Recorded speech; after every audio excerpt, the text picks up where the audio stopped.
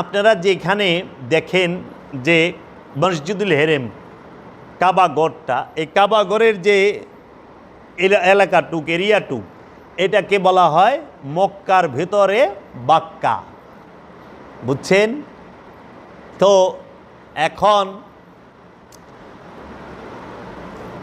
থাক, আমি হাকিকিটা কমু না, ওইটা কানে কানে কয়ে দিমুনি, ওটা আবার মিডিয়ায় কইলে মক্কা কি আর আজ পর্যন্ত কারা এই মক্কার বাক্কার এই বিষয়টা খোলাসা করতে পেরেছে? শুনছেন কেউ ওয়াজের মধ্যে মক্কা কারে কয় আর বাক্কা কারে কয়? মক্কার বাক্কার এক করছেন। এখন এই মক্কা এবং বাক্কার মধ্যে পার্থক্য কি আপনারা তো বুঝতে পারলেন, তাই নয় কি? এই মক্কা নগরীর বাক্কার মধ্যে মসজিদুল হেরেম অবস্থান করে। আবার এই মসজিদুল হেরেমের কথাও বলা হয়েছে। আবার এই কাবা ঘরকে বাইতুল আতিক নামে ডাকা হয়েছে। আবার এই কাবা ঘরকে অনেক নামে ডাকা হয়েছে, আমি শেষ দিকে বইলা দেব। তো ইব্রাহিম আলাইহিস সালাম যখন ইজিপ্ট থেকে মানে মিশরের থেকে জর্ডানে উর্দুনে আসলেন, উর্দুন থেকে তিনি তার স্ত্রীকে, দ্বিতীয় স্ত্রীকে মা হাজেরাকে এবং তার ছেলে ইসমাইল আলাইহিস সালামকে এই মক্কা নগরীতে রাইখা গেল, যেখানে পানি নাই, যে জায়গায় পানি নেই এই জায়গায় রাইখা গেল কিছু খাবার দাবার দিয়া। শেষ খাবার দাবার। এখন কেমনে বসবাস করে এই স্থানে যেখানে পানি নাই, খাবার নাই, ধুধু মরুভূমি, কোনো বসতি ছিল না তখন, একটা বসতিও ছিল না তখন। সেই বসতি আপনার সেইখানে কোনো প্রকার বসতি ছিল না, কাবা ঘরে রাইখা গেল। ওই সময় কাবা কিন্তু তৈরি করে নাই, ওই অঞ্চলে রাইখা গেল। যখন বাচ্চা 7-8 বছরের দেখতে আসছে, সেই সময় কাবাটা পুনর্নির্মাণ করেন। কিন্তু ওর পূর্বে যে বাবা আদম কাবা নির্মাণ করছেন সেইটা আছে, সেইখানেই রেখে গেলেন। এটার ভিতরে হাকিকি অনেক সুন্দর রহস্য আছে। বাবা আদম আলাইহিস সালাম কাবা ঘর নির্মাণ করলেন নিজ হাতে, নির্মাণ কইরা থুইয়া গেল কই? আল্লাহর ঘর থুইয়া? প্রশ্ন আয় না? তিনি নিজ হাতে আল্লাহর ঘর বানাইলেন, আর যেখানে আল্লাহ থাকে ওই জায়গা থুইয়া আদম আলাইহিস সালাম কোথায় যাইব? প্রশ্ন আসে না? তাই আমি আর এর আগে বাড়ুম না।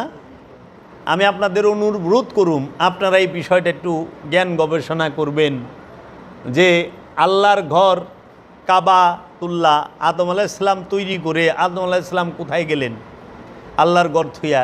কারণ আদম আলাইহিস সালামের তো আল্লাহর ঘর থুইয়া অন্য জায়গায় যাওয়ানোর কথা না। আমরা যেন খুঁজি, তালাশ করি, তালাশ করলে, গবেষণা করলে মিল পাবো, খোঁজ পাবো। তো বাবা আদম আলাইহিস সালাম কী করলেন? এই কাবাঘর বানায়, সেই কাবাঘরের এইখানে মা হাজেরাকেই ইব্রাহিম আলাইহিস সালাম রেখে গেলেন। পানি নাই, এখন খাবার নাই, খাবারের ক্ষুধা তো সহ্য করন যায়, কিন্তু পানির পিপাসা তার সহ্য করন যায় না। যায় গো? যায় না।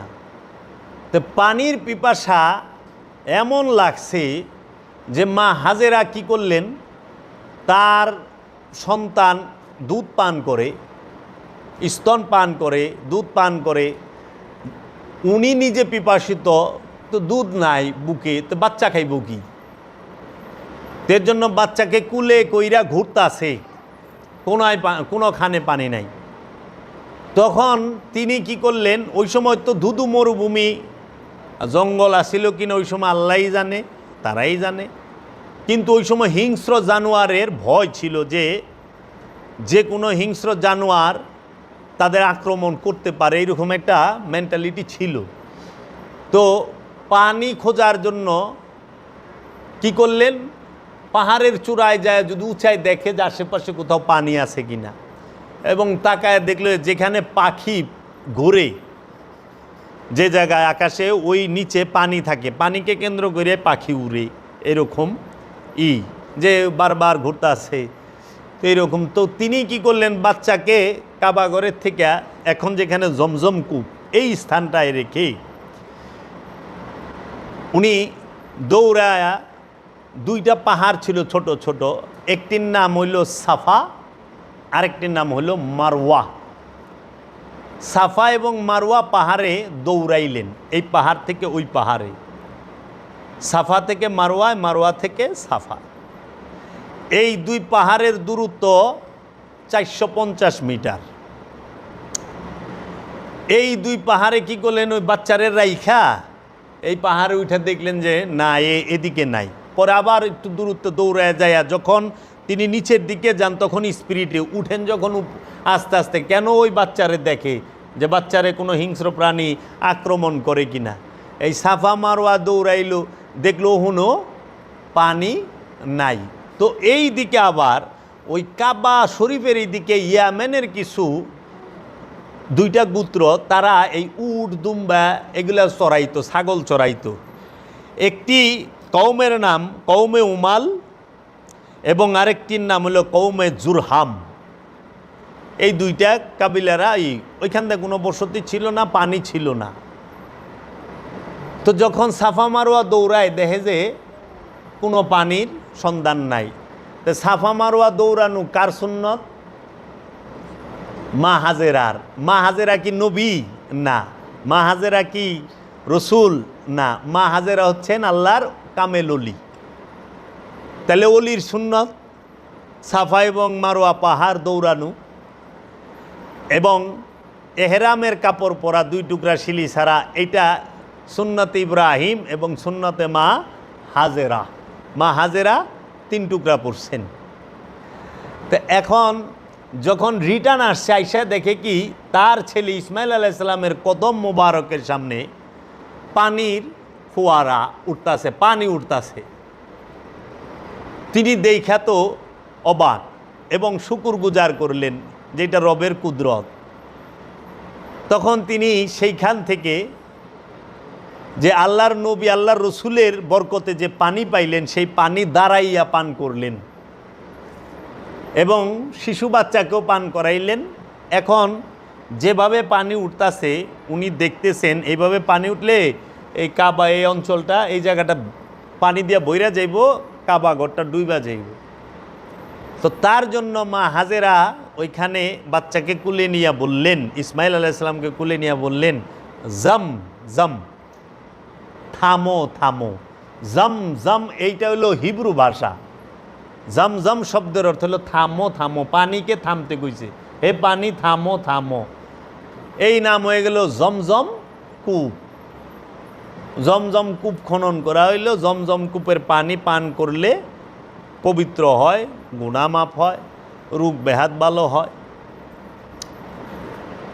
তো জমজম কূপের এই বরকত যখন ওই যে 2 কাবিলা, যেটা কওমে জুরহাম এবং কওমে উমাল, এরা দেখলো, তো ওই যে ওনাদের উট এবং দুম্বা হারায় গেছিল, খুঁজতে আইসা দেখে কি এখানে পানি, ছাগল হারায় গেছে, পানি। আরে এনে পানি এলো কই থেকে? তো আগে পানি ছিল না। তো দৌড়ে যায় তাদের সর্দারের কাছে, কইছে, সর্দার ওই জায়গায় তো পানি পাওয়া গেছে এবং অনেক পানি উঠতে আছে, এবং ওই জায়গায় এমন একজন নারীকে আমরা দেখছি এবং তার কাছে একটি শিশু সন্তান আছে, দেখা মনে হয় অনেক খানদানি ঘরের হবে। তখন তাদের সর্দাররা আসলো, সবাই আসলো, আইসা বলল যে আমরা এখানে অবস্থান করতে চাই, যদি আপনি অনুমতি দেন, যদি আপনি আমাদেরকে এখানে অবস্থান করতে দেন, এর বিনিময়ে আমরা আপনাদের 10টা ছাগল উপহার দেব। তখন মা হাজেরা বললেন, হ্যাঁ বসবাস করতে পারবেন এবং উপহার নিলাম, কিন্তু পানি আমার আন্ডারে, আমার অধীনে থাকবে, পানি নিতে পারবে, আমার এই ছাড়া আপনাদের কবজায় যাবে না পানি। ঠিক আছে, মঞ্জুর। এই 10টা ছাগল উপহার দেওয়ার পরে এই ইব্রাহিম আলাইহিস সালামের ছেলে ইসমাইল আলাইহিস সালাম সেই ছাগল এবং কে কাবাগরের পাশেই যেখানে এখন হাতিম, এই স্থানে বাইন্দা রাখতো, আমরা কিতাব থেকে জানি। তাইলে পরে আপনি দেখেন জমজম কূপের ইতিহাস আপনি জানলেন, কাবা প্রথমকে নির্মাণ করেন জানলেন, পরে ছেলেকে এবং স্ত্রীকে দেখার জন্য ইব্রাহিম খলিলুল্লাহ আসেন মক্কায়, এবং মক্কা শরীফে বাক্কা নগরীতে যে বাইতুল মসজিদুল হেরেম, বাইতুল আতিক, সেই মসজিদুল হেরেমকে তিনি তার ছেলেকে নিয়ে কি করেন, পুনর্নির্মাণ করেন, আবার সেটাকে সংস্কার করেন তৃতীয়বারের মতো। কাবা ঘরের হাইট উঁচা করেন, উচ্চতা দেয়াল উঁচা করেন। এখন দেয়াল উঁচা করতে যায়া যখন তিনি উঁচা করেন, এই কাদামাটি যেটা আছেন, যেটা পাথরই হোক যেই হোক, সেটা দিয়ে সে যখন নির্মাণ করেন, এখন উঁচায় কি করব, উঁচায় রাখবো কিভাবে, তখন একটি পাথর নিলেন, সেই পাথরটিকে বলা হয় মাকাম ইব্রাহিম। এটা এমন এক পাথর, ওনার যতখানি উচ্চতার প্রয়োজন হইতো অটোমেটিক উচ্চ হইতো, আবার যতখানি নিচু প্রয়োজন হইতো ওইটা অটোমেটিক হইতো। এটাই তার মজেজা কারিশমা ছিল। তো ইসমাইল আলাইহিসসালামকে নিয়ে ইব্রাহিম আলাইহিসসালাম সেই হাজরে যে মাকাম ইব্রাহিম, সেই মাকাম ইব্রাহিমের উপরে দাঁড়ায়া কাবা ঘরের সংস্কার করেন। করার পরে সেই হাজরে যে মাকাম ইব্রাহিম, সেটাকে কাবাঘর থেকেই নিকটেই রাখা হয়, এবং এই মাকাম ইব্রাহিম থেকেই মুসল্লা গ্রহণ করতে বলা হয়েছে সবাইকে, নামাজের জন্য, সলাতের জন্য জায়নামাজ গ্রহণ করতে বলা হয়েছে। ওয়াত্তাখিজু মিন মাকাম ইব্রাহিমা মুসল্লান, তোমরা ইব্রাহিমের মাকাম হইতে নামাজের স্থান গ্রহণ করো, মুসল্লা জায়নামাজ গ্রহণ করো। সূরা বাকারার 125 নম্বর আয়াতে আল্লাহ বইলা দিছে। তাহলে আপনারা মাকামে ইব্রাহিমের বিষয়ও জানলেন, এটা কুদরত। এখন মাকামে ইব্রাহিমের এইখান থেকে 2 রাকাত শুকরানা নামাজ পড়ে মুসল্লা গ্রহণ করে কাবাঘর তোয়াফ করতে হয় হজের উদ্দেশ্যে। কাবাঘর যেখানে অবস্থান করে সেই স্থানকে বলা হয় বাক্কা, এবং কাবাঘরকে বলা হয় মসজিদুল হেরেম। মসজিদুল হেরেমের যে চতুর্পাশ, সেই চতুর্পাশের যে স্থান, তাহাকে বলা হয় আরকান। তোমাদেরকে যদি আমি একটু দেখাই, এই যে দেখো মসজিদুল হেরেমের ছবি মোবারক, এই এইটাকে বলা হয় মসজিদুল হেরেম। আর এটার যে অঞ্চল, এই যে জায়গার নিচের এই অঞ্চলকে বলা হয় বাক্কা। আর এই মসজিদুল হেরেম যে শহরে অবস্থান করে সেই শহরকে বলা হয় মক্কা। মক্কা মানে যে এনে পানি নাই, বাক্কা মানে যে জমিন কান্না করে। আর এই মসজিদুল হেরেমের যে পুরাটা এই পর্যন্ত ইব্রাহিম আলাইহিসসালামের জমানায় ছিলেন, এটাকে বলা হয় যে ইউর মতো দেখো না হলুদ, এটাকে বলা হয় হাতিম। এই ভেতরের অংশকে এই হাতিম সহ কাবাঘর ছিল। রাসূল সাল্লাল্লাহু আলাইহি সাল্লামের বয়স যখন 14 বছর, তখন এই কাবাঘর সংস্কারের সময় হাতিমকে বাহিরে রাখা হয় অর্থ কম পড়ার কারণে। এর পিছনে আরও রহস্য আছে, আমি ধাপে ধাপে বলি। এই কাবাঘরের যে চতুর্দিক, এই 4 কোণার চতুর্পাশ যেটা, এই স্থানকে বলা হয় আরকান। কি বলা হয়? আরকান। আর কাবাঘরের 4টা কর্নার আছে, 4 কোণা, এটা স্কোয়ারে ঘরটি, কাবা শরীফটা। এই কাবা শরীফের 4 কর্নারকে বলা হয় রুকনি। কি বলা হয়? রুকনি। 4টা রুকনের নাম আছে। একটি হলো রুকনে হাজরে আসওয়াদ, যে কর্নারে হাজরে আসওয়াদ লেগে আছে, এই যে এই কর্নারে, এই যেখানে হাজরে আসওয়াদ লেগা আছে, দরজার পাশে, দরজা থেকে দরজা যেই কর্নারে কাবা শরীফের, সেই কর্নারেই হাজরে আসওয়াদ লাগা, এটাকে বলা হয় রুকনে হাজরে আসওয়াদ। ঠিক এই কর্নারকে বলা হয় রুকনে ইয়ামানি, রুকনে ইরাকি, রুকনে শামি। 4টা কর্নারকে বলা হয়। আর এই যে কাবা ঘরের যে ছাদের উপরে একটি স্বর্ণের পাত্রী দেওয়া কাবা শরীফের ছাদের পানি পড়ার জন্য, এই স্থানকে বলা হয় নিজাবে রহমত। মিজাবে রহমত মানে রহমতের পানি কোথায় পড়ে? এই হাতিমে। তাহলে আমরা পাইতাছি আরকান, রুকনি, 4টা রুকন, রুকনে হাজরে আসওয়াদ, রুকনে ইয়ামানি, রুকনে শামি, রুকনে ইরাকি। পাচ্ছি নিজাবে রহমত, আমরা পাচ্ছি হাতিম। এবং কাবা ঘরের গিলাপকে বলা হয় কাছুয়া। কাছুয়া বলা হয়, হ্যাঁ, কাছুয়া। এখন এই কাবা ঘরের যে চতুর অঞ্চল, এই অঞ্চলকে বলা হয় আরকান। কাবা ঘরের তোয়াফ শুরু করতে হয় anti clock wise. Anti clock wise, যে ঘড়ি তো এইভাবে ঘুরে, এটা বাম দিক থেকে ঘুরব।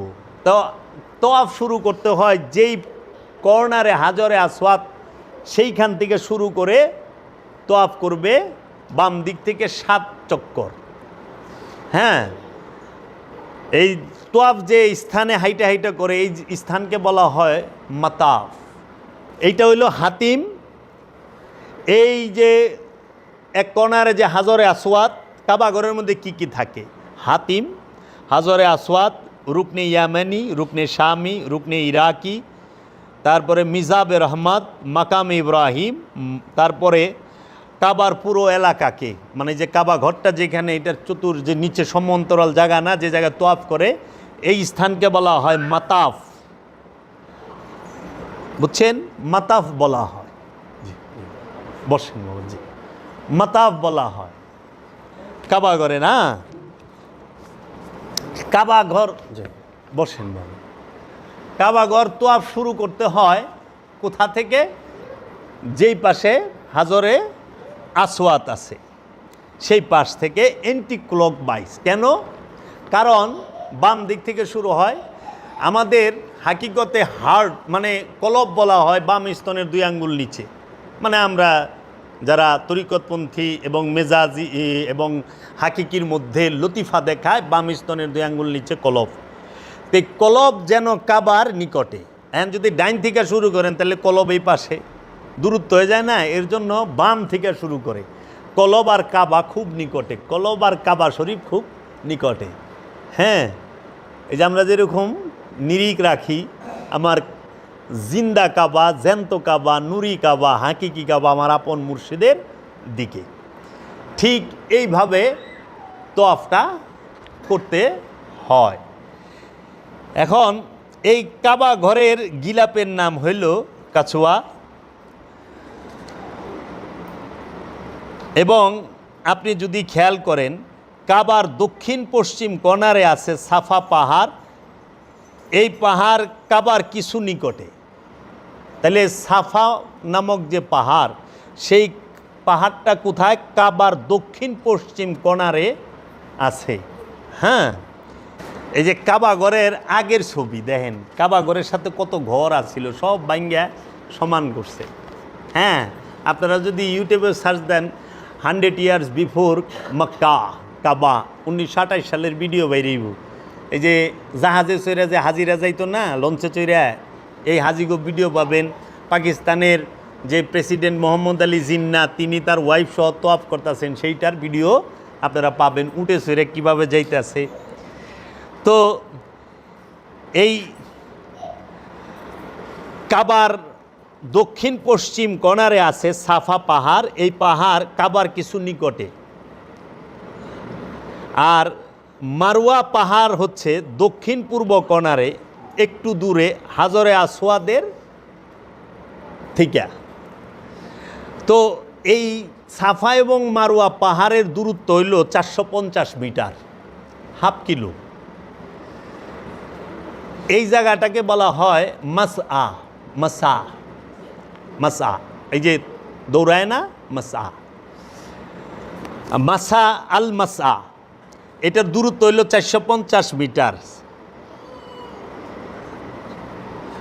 আর সাফা মারওয়ার পাহাড়ের মাঝখানে যে আমরা দৌড়াই না, এই দৌড়ানোর নামকে বলা হয় যে সাইয়ি সাইয়ি সাইয়ি বলা হয় যে এই যে সাফা মারওয়ার মাঝখানে যে আমরা দৌড়াই। হ্যাঁ, এখন সাফা শব্দের অর্থ কি? সাফা হচ্ছে শুদ্ধি। সাফা শব্দের অর্থ হইল শুদ্ধকরণ। মারওয়া শব্দের অর্থ কি? নির্মলতা। সাফা শব্দের অর্থ হলো শুদ্ধকরণ, আর মারওয়া শব্দের অর্থ হইল মিলন। কি? নির্মলতা। মারওয়া নির্মলতা এবং শুদ্ধতার প্রতীক, সাফা এবং মারওয়া। আর কাবা মানে হইল মূল লক্ষ্য। মূল লক্ষ্যকে বলা হয় কাবা।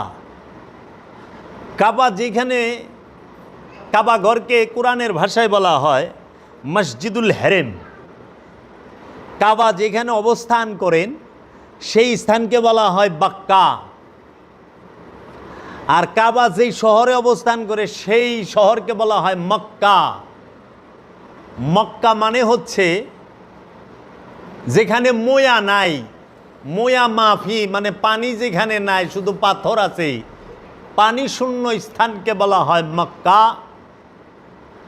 আর এই মক্কার মধ্যে যে স্থানে কাবা, এই জমিনটাকে বলা হয় বাক্কা। বাক্কা মানে হইল যে জমিন কান্না করে, রোনেওয়ালা জমিন, কান্না করনেওয়ালা জমিনকে বলা হয় বাক্কা। বাক্কার দলিল কোথায়? সূরা আল ইমরানের 96 নম্বর আয়াতে, ইন্না আউয়ালাল বাইত হুদিয়া লিন্নাস লাল্লাযী মিনাল বাক্কা। এটা মুবারাকাতান, মুবারকময় স্থান এবং আলমের জন্য হেদায়েত। তাই আল্লাহ কোরআন বাক্কা কাবা সম্পর্কে কি বলছেন? ওয়া জাআলনা বাইতা মাসাবাতাল লিন্নাস, আমি মানব জাতির মিলন কেন্দ্র হিসেবে ঘরকে নির্বাচন করেছি। আবার এখানে বলতেছে মানব জাতির হেদায়েত কি? বাক্কা।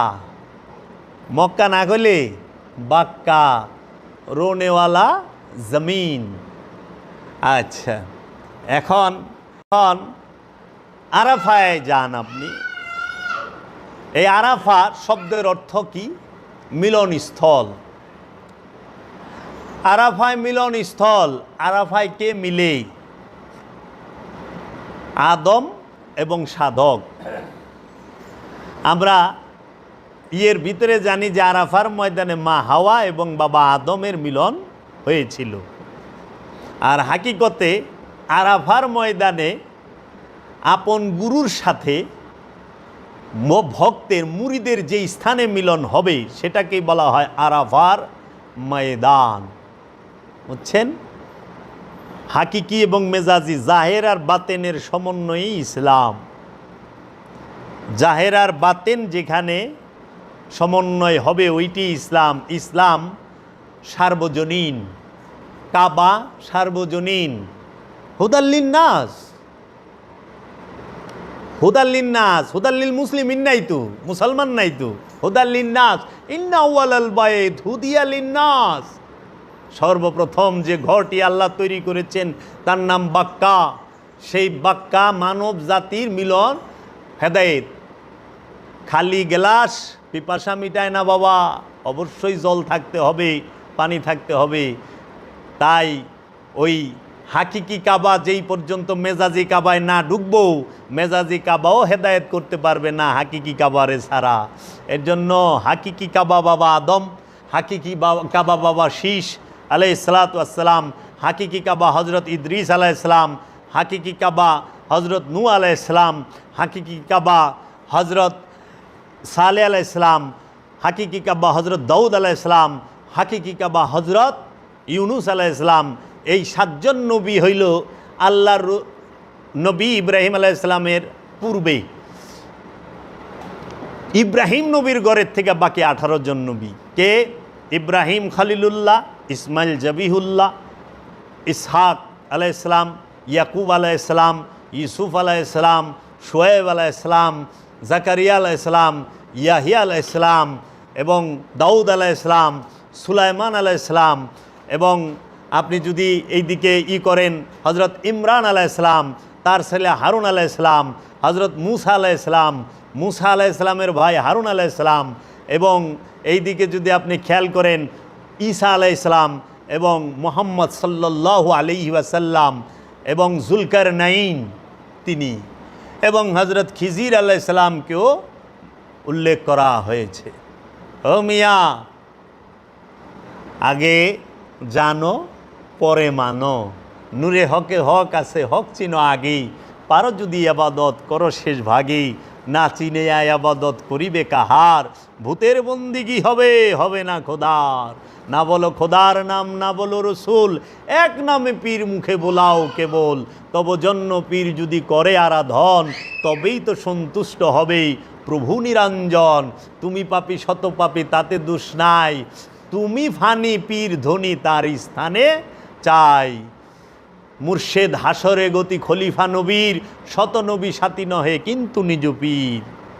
বাবা জান শরীফ শাহ সুরেশ্বরী কেবলায় কাবার কালাম।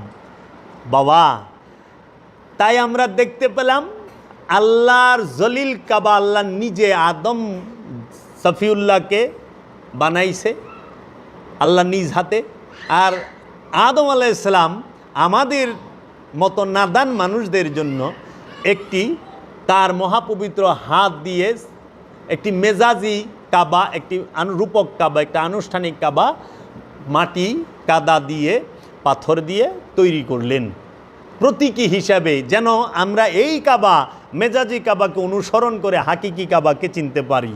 এই মেজাজি কাবাকে যেভাবে তোয়াফ করতে হয়, ঠিক হাকিকি কাবাকে ওইভাবে তোয়াফ করতে হবে। এর জন্য আমরা কোরআনে সূরা হজের ২৭ নম্বর আয়াতে দেখতে পাই যে আপনি মানুষদের মধ্যে হজের ডাক দেন, তারা যেন আপনার কাছে আসে। ইব্রাহিম আলাইহিস সালামের কাছে হজ করতে আইতে কইছে, কাবা মক্কায় যাবার হয় না, ইব্রাহিমের কাছে। এখন ইব্রাহিম আলাইহিস সালাম কাবা ঘর তো আছে ইব্রাহিম আলাইহিস সালাম কু, তুর পাহাড় তো আছে মুসা আলাইহিস সালাম কু, নাকি মাছ তো সাগরে আছে ইউনুস আলাইহিস সালাম কু, জাহাজ তো সাগরের মধ্যে আছে ওই নূহ আলাইহিস সালাম কু। ইয়ো বাবা, জলফই গাছ তো এখনো আছে ঈসা আলাইহিস সালাম কু, হেরা পর্বত তো এখনো আছে, মুহাম্মদ সাল্লাল্লাহু আলাইহি ওয়াসাল্লাম কোথায়? ভালো ভালো কথার বস্তাগুলো এখনও আছে, সুন্দর সুন্দর কথা। আল্লাহর কামেল, আল্লাহর অলিরা কই এবং কামেল অলিদের অনুসরণ কই? মুসলমান ধ্বংস হবে না হবে কি? কারণ আল্লাহর কামেল অলিগ অনুসরণ, নবী রসুলের অনুসরণ, ইত্তেবা ছাইরা দিয়া তাহারা তাদের খেয়াল খুশির অনুসরণ করতেছে, তো ধ্বংস অনিবার্য। আচ্ছা, এই কাবা তো পাইলেন, এই কাবা ঘরের যে এই যে দেখেন স্থান, এতটি কথা বলার কারণ কি? জমজম পাইলেন, জমজম মানে থামো থামো। সাফা শব্দের অর্থ শুদ্ধিকরণ, মারওয়া শব্দের অর্থ নির্মলতা, আরাফাত শব্দের অর্থ মিলনস্থল, কাবা শব্দের অর্থ হইল কি? লক্ষ্য, আর কেবলা শব্দের অর্থ হইল উপলক্ষ্য, ইমাম শব্দের অর্থ হইল নেতা। যে নিয়ত এবং কর্মের সামনে যাকে রাখা হয় তিনি হইল ইমাম। নিয়ত এবং কর্মের সামনে যাকে রাখা হয় সে হইল ইমাম। এই যে দেখেন হাজরে, এইটাকে বলা হয় হাতিম। এই স্থানটাকে, এই যে ইউর মতো, এইটা প্রায় 4 থেকে 5 ফিট চওড়া এবং 4 থেকে 5 ফিট খাড়া। এইটার ভিতরে এই যে জায়গা দেখেন, এই যে হাজরে ইসমাইল লেখা, এই হাতিমের ভিতরেই হজরত ইসমাইল আলাইহিস সালাতু ওয়াস সালাম এবং তিনার মা হাজেরা আলাইহিস সালামের পবিত্র মাজার শরীফ, রওজা মুবারক, যদি সাধারণ মানুষের বলার জন্য বলি সেটি হলো কবর। এই রওজা মুবারক, মাজার শরীফ জিয়ারত, ভক্তি সেজদা কি হাজী সাহেবরা করেন না? এই হাতিমের ভেতরে হজরত ইসমাইল আলাইহিস সালাতু ওয়াস সালামের রওজা মুবারক এবং তিনার মায়ের রওজা মুবারক। এই হাতিমের এইখানে ইসমাইল আলাইহিস সালাম তিনি তার ছাগল বান্ধা রাখতেন এবং তিনিও থাকতেন এই কাবাগরের সাথেই। এই কাবাগরের কোনো ছাদ ছিল না ইসমাইল আলাইহিস সালামের জমানায়, ইব্রাহিম আলাইহিস সালামের জমানায়। এই কাবা ঘরের মা হাজেরা এবং ইসমাইল আলাইহিসসালামের মাজার। দলিল কোথায়? দলিল হইল কিতাবের নাম তারিখ মক্কা, লেখক যিনি তার নাম হচ্ছে হজরত হাসান বসরি। নাম শুনছেন না? হজরত রাবিয়া বসরির পীর হাসান বসরি। হজরত হাসান বসরিকে মাওলা আলী করমল্লাহু ওয়াজহুর খলিফা, সাধক খলিফা, এবং তিনি মাওলা মহাপ্রভু মুহাম্মদ সাল্লাল্লাহু আলাইহি ওয়াসাল্লামের দিদারও পেয়েছেন। তিনি সাহাবিও, তিনি তাবেঈনও। বুঝাইছে? তার কিতাব একটু পারলে যায় উল্টাই দিয়েন, পৃষ্ঠা নাম্বার কইলাম না, ওইটা রাখলাম, যখন দরকার হইব বেশি ঘটর করবেন, পৃষ্ঠা নাম্বার শুদ্ধ কমু। হ্যাঁ, আবার এটা সম্পর্কে যদি জানতে চান, বিশ্বের সর্বশ্রেষ্ঠ বিখ্যাত যারা আলেম আছে তাদের থেকে শুনেন। আরে জ্ঞান অর্জন করতে হয় আলেমের কাছ থেকে। এই জাহেলগো কাছে যারা নাকি বাজারে আটে আর গান গায়, ওয়াজের নামে গান গায়, এগো থেকে আপনি কিছু শিখবেন না তো। এক জামানা সোহবতে বা আউলিয়া, একটা মুহূর্ত যদি কেউ আল্লাহর ওলির সান্নিধ্যে কাটায়, সে 70 বছরের বেরিয়া ইবাদতের থেকেও উত্তম সময় কাটায়। এবং আল্লাহ রসুল বলছে, তুমি জ্ঞান অর্জনের জন্য সুদূর চীন দেশে যাও, দুনিয়া হইতে কবর পর্যন্ত বিদ্যা জ্ঞান অর্জন করো। হ্যাঁ, 1 ঘন্টা জ্ঞান অর্জন 70 বছরের ইবাদতের থেকে এই 70 বছরের বেরিয়া ইবাদত থেকে উত্তম। বুঝছেন? এখন কাবা শরীফে গেলে মজা পাইবেন, জানবেন, ভক্তির সাথে চুম্বন করবেন, শ্রদ্ধা করবেন। হ্যাঁ, তাইলে আমরা জানলাম হাজরে আসওয়াদ বাবা আদমের আসন বসার, মাকামে ইব্রাহিম আলাইহিস সালামের দাঁড়ানোর স্থান, আর ওই সাফা মারওয়া এবং আমরা জানলাম, এবং হাতিমের ভিতরে কি সেটাও জানলাম। এখন আহেন হাতিম বাইরে আইলো কেন? হাতিম কাবাগর থেকে বাহিরে আসলো কেন? কাবাগর টোটাল কতবার সংস্কার হয়েছে? আপনি কাবাগর প্রথমবার তৈরি করেন বাবা আদম, সংস্কার করেন হজরত শীশ আলাইহিস সালাম। তারপরে তৃতীয়বার কাবাঘরকে সংস্কার করেন হজরত ইব্রাহিম আলাইহিস সালাম এবং ইসমাইল আলাইহিস সালাম। চতুর্থবার কাবাঘরকে সংস্কার করেন কওমে উমাল, যেই কওমের মধ্যে, যেই গোত্রের মধ্যে ইসমাইল নবী বিবাহ করেছেন। ইসমাইল নবীও 2 বিবাহ করেছেন, কওমে উমাল এবং কওমে জুরহাম, এই 2 গোত্রের মধ্যে। এবং তারাও কাবাঘরের অনেক খেজমত, অনেক সংস্কার করছে। আমি কাবা সম্পর্কে বলছি। আর তারপরে 6 নম্বরে কাবাঘর মেরামত করেন কুসাই বিন কেলাব, যিনি ছিলেন রসুল সাল্লাল্লাহু আলাইহি সাল্লামের বড় বাবার দাদা। আল্লাহর রসুল মুহাম্মদ সাল্লাল্লাহু আলাইহি ওয়াসাল্লামের বড় বাবা যিনি, তার দাদা ছিলেন কুসাই বিন কেলাব। কাবাঘরে আগে ছাদ ছিল না, এই কুসাই বিন কেলাব সর্বপ্রথম কাবাঘরের ছাদ দেয়।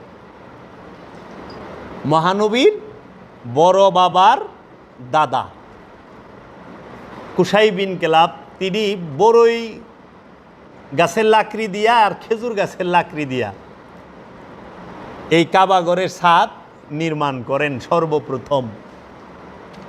ও বাবা, যারা নাকি কয় মুশরিক ও মুক্তমুখ কয় না, এই ওয়াহাবিরাই, এই জালেমেরা, তে কাবাঘরের ছাদ দিহি বানাইছে মহানবীর বড় বাবার দাদায় কুসাই বিন কেলাব। কিও কাবা মানতো না? কাবা না মানলে ছাদ দেয় কেমনে? আচ্ছা, তারপরে 7 নম্বরে কাবাঘর সংস্কার করেন। ওই সময় এই হাতিম কাবাঘরের ভিতরে ছিল, কাবাঘরটা অনেক বড় ছিল। 7 নম্বর, রসুল সাল্লাল্লাহু আলাইহি সাল্লামের বয়স যখন 14 বছর, তখন প্রচণ্ড বৃষ্টি হয় মক্কায়। মক্কার পাহাড়ি ঢলে কাবাঘরের 2 পাশের 2 দেয়াল ফাইটা যায়। হ্যাঁ, এই 2 দেয়াল সংস্কার করার জন্য ওই সময় ওই মক্কার মানুষের কাছ থেকে টাকা উঠাইছিল। বলে যে কোনো হারাম টাকা পয়সা আমরা নিব না, হালাল টাকা পয়সা নিব, যাই হোক ওটা ওনাদের বিষয় কয়। তো ঠিক আছে, কাবাঘরের টাকা পয়সা উঠাইছে। উঠানোর পরে ওনারা এই কাবাগর নির্মাণ শুরু করছে। এখন ওই দেয়াল ভাঙব কি? কারণ মহানবীর আবির্ভাবের 50 দিন আগে বাদশাহ আবরাহা হস্তি বাহিনী লয়ে আইছে কাবাগর ভাঙার জন্য, সমূলে ভাঙ্গা ভালাইব। তখন রসুল সাল্লাল্লাহু আলাইহি ওয়াসাল্লামের দাদা ইমাম আব্দুল মুত্তালিব তিনি হেরা পর্বতে দাঁড়িয়ে দূর থেকে দেখছিলেন যে বাদশাহ আবরাহার বাহিনী অনেক বড়। আমি সংক্ষেপে কইতাছি। তখন বাদশাহ আবরাহার এই বাহিনীর সাথে প্রোটেস্ট করার মতো এই কাবা ঘরের রক্ষার জন্য আব্দুল মুত্তালিবের কাছে ওই শক্তি ছিল না,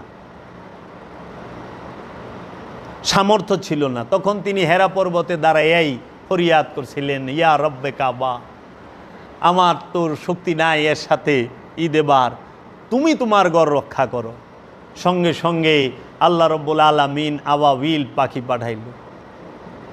যেই ওহাবি খারিজিরা আল্লাহর রসুলের বংশকে নিয়ে ছোট করে কথা বলেন, আল্লাহর রসুলের বাপ দাদাকে নিয়ে চাচাকে নিয়ে ছোট করে কথা বলেন, বেদবের মতো কথা বলেন, আপনারা দোয়া করলে তো বৃষ্টি নামে না, আবাবিল পাখি এই বকুইতে গে।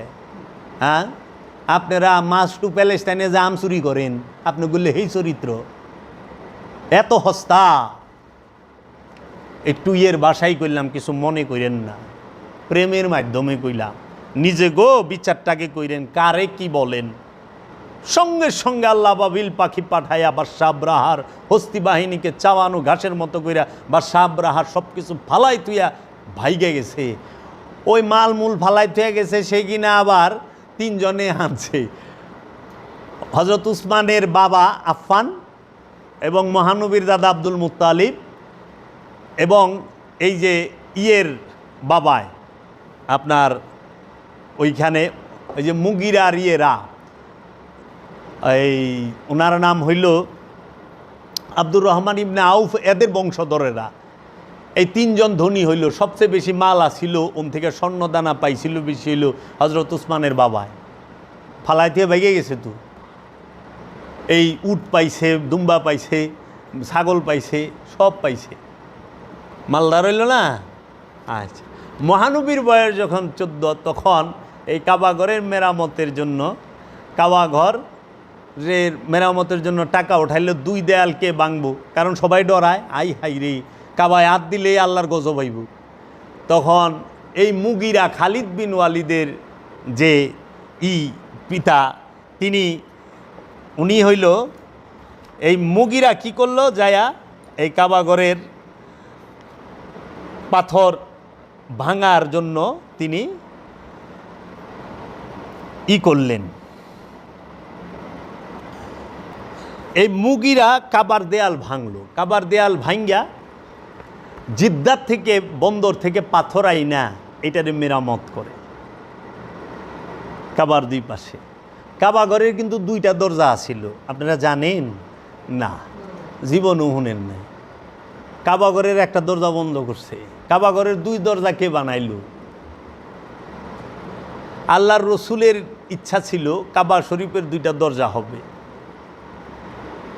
তো কাবাঘরের 2 দরজা আল্লাহর রসুল বানাইতে পারেন না, কারণ ওই সময় তাদের যারা সাথী সঙ্গী ছিল আল্লাহর রসুলের, তারা সমর্থন দেয় নাই পুরোপুরি। কারণ মক্কার মানুষও তো তখন রসুলের আর এই মূল হলো কাবা। কাবার চাবি থাকতো এই আফফান এদের কুমরে, আর রসুলের বাপ চাচাদের কুমরে। রসুলের ওই অঞ্চলের মানুষেরা কাবা খুব দেখাশুনে রাখতো। তারা কাবা হাজিগো পানি পান করাইতো। কোরআনেও আছে যে হাজিদের পানি পান করানে আর কাবা ঘরের চাবি কুমড়ে রাখলেই সোয়াব হয় না। হ্যাঁ, সোয়াব কিসে কিসে হয় কুয়ে থুয়ে দিছে। ইমান আনন্দ লাগবো রসুলের উপরে, তাইলে সেন মঙ্গল। ইমান নাই, কাবা ঘরের চাবি রাখলে কি? হ্যাঁ, গুরুর প্রতি ভক্তি প্রেম নাই, কিন্তু আগরবাতি ধরায় ঘুরাইলে কাম হইব না। আগে প্রেম ভক্তি আদব লাগবো। আদব ভক্তি মহব্বত 3টা হইল মূল। তো এই কাবা ঘরের যে নির্মাণ করলেন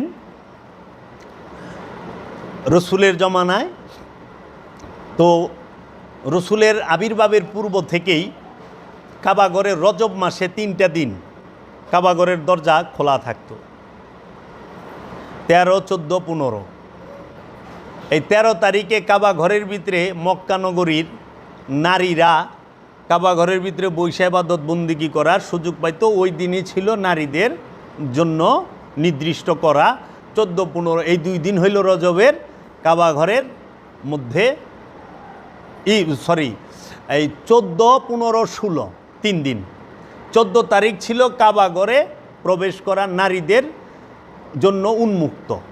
তো ওই দিন মাওলা আলীর মা কাবা ঘরে ঢুকছে, যে মাওলা আলীও পৃথিবীতে আগমন করব, তো এর পূর্বে একটু যায় কাবা ঘরে, যেহেতু রজব মাস বৈশা থাকে, একটু ইবাদত বন্দিগি কইরা হে। মাওলা আলীর মা ফাতেমা বিনতে আসাদ কাবা ঘরে ঢুকছে, প্রসব বেদনা উঠা গেছে।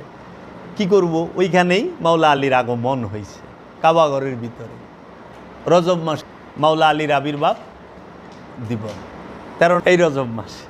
হ্যাঁ, তাহলে আমরা পাইলাম কাবা ঘরে নারীরা প্রবেশ করত ঘরের ভিতরে। এখন তো মনে করেন মানুষ যারা অনেক ধনী বাদশাহ রাষ্ট্রপতি তারা ঢুকতে পারে, সাধারণের লেগে ঢোকার কোনো সুযোগ এখন না, আগে ছিল।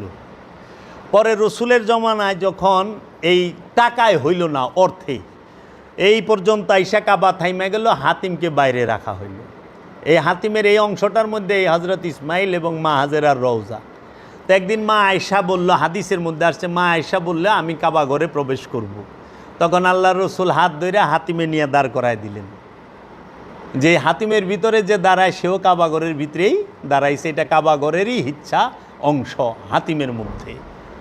হ্যাঁ, এবং এটা খুব বরকতময় জায়গা, এবং এই মিজাবে রহমত কাবা ঘরের ছাদের পানি এখানে পড়ে। তা এখন কাবা ঘরের এরপরে মহানবীর পরে যে খোলাফায়ে রাশেদিনের জমানা গেল, কারবালা ঘটার পরে এজিদ মক্কা আক্রমণ করে। এজিদ যখন ক্ষমতায়, তখন মক্কার গভর্নর ছিল আবদুল্লাহ ইবনে জুবাইর, হজরত আবু বকর সিদ্দিকের বড় মেয়ের ঘরের নাতি হজরত জুবাইর রাদিয়াল্লাহু তাআলা আনহুর ছেলে আবদুল্লাহ ইবনে জুবাইর। আবদুল্লাহ ইবনে জুবাইর রাদিয়াল্লাহু তাআলা আনহু তিনি মক্কার গভর্নর।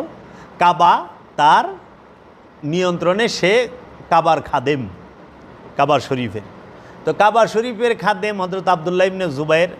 তো আবদুল্লাহ ইবনে জুবাইরকে হটানোর জন্য খলিফা মনসুর থেকে দায়িত্ব পাইল হাজ্জাজ বিন ইউসুফ, কাবা আক্রমণ করো। হাজ্জাজ বিন ইউসুফ, যে ইসলামে হিটলার রক্তপিপাসু, ইসলামের সবচেয়ে বড় খুনির নাম হাজ্জাজ বিন ইউসুফ। এই হাজ্জাজ বিন ইউসুফ সে কাবা আক্রমণ করলো, মক্কা আক্রমণ করে মক্কা অবরোধ করে রাখলো। এবং কাবা ঘর আক্রমণ করাতে ওই যে ওই গুলালি বাস ছিল না, যে পাথর দিয়ে যখন টানা দিয়ে ফেঁকে না, তো ওই পাথর যায় কাবায় ঘরের লাইগে একদম ভাইঙ্গা কাবা মিশা গেছিল মাটির সাথে। কাবা ঘরকে ভাইঙ্গা, হ্যাঁ, মাটির সাথে মিশাইয়া দেয়। এই এজিদ যখন, হাজ্জাজ বিন ইউসুফ না, এজিদ, ভুল হইছে আমার। এজিদ যখন কাবায় আগুন দেয়, কাবা আক্রমণ করে এজিদের সময়, এজিদ যখন কাবায় আগুন দেয়, এই এজিদ কারবালা ইমাম হুসেন আলাইহিস সালামকে শহীদ কইরা এজিদ বাহিনী কাবা আক্রমণ করে, মক্কা আক্রমণ করে, কাবা ঘরে গিলাপ আগুন ধরায় দেয় এবং কাবা ঘরকে অনেক ক্ষতি করে এবং কাবা ঘরের একটা অংশ ভেঙে ফেলে। সেইটাকে সংস্কার করেন হজরত আবদুল্লাহ ইবনে জুবাইর। তখন তিনি মক্কার গভর্নর, কাবা খাদেম তিনি। এই আবদুল্লাহ ইবনে জুবাইর তখন কি করেন, কাবা ঘরের 2টা দরজা করে। কাবা ঘরের 2 দরজা যে তৈরি করেন তার নাম হইল হজরত আবদুল্লাহ ইবনে জুবাইর। তিনি সাহাবিও, তিনি তাবিঈনও, বুঝছেন, এবং সাহাবীর ছেলে, এবং হজরত আবু বকর সিদ্দিক রাদিয়াল্লাহু তাআলা আনহুর যিনি বড় মেয়ে হজরত আসমা, তার ছেলে, মা আয়েশার বড় ভাগিনা, বড় বোনের ছেলে। তিনি যখন এই কাবা ঘরের 2 দরজা করলেন, এক দরজা দিয়ে হাজিরা ঢুকে, আরেক দরজা দিয়ে বের হয়। হ্যাঁ, এবং কাবা ঘর থেকে 20 বছর হাজরে আসওয়াদ চুরি করে লয়ে গেছিল একটা ফেরকার লোকেরা। এটা আরও পরের। তো কাবা ঘরে যখন নাকি 2টা দরজা হইল, এরপরে এজিদ মইরা গেল। এজিদ মইরা যাওয়ানোর পরে যখন বনু উমাইয়ারা খলিফা মনসুর ক্ষমতায় আসলেন, তিনি কি করলেন, তার যে জেনারেল হাজ্জাজ বিন ইউসুফকে বললেন, মক্কা থেকে আবদুল্লাহ ইবনে জুবাইরকে সরায় দাও, মক্কা আক্রমণ করো।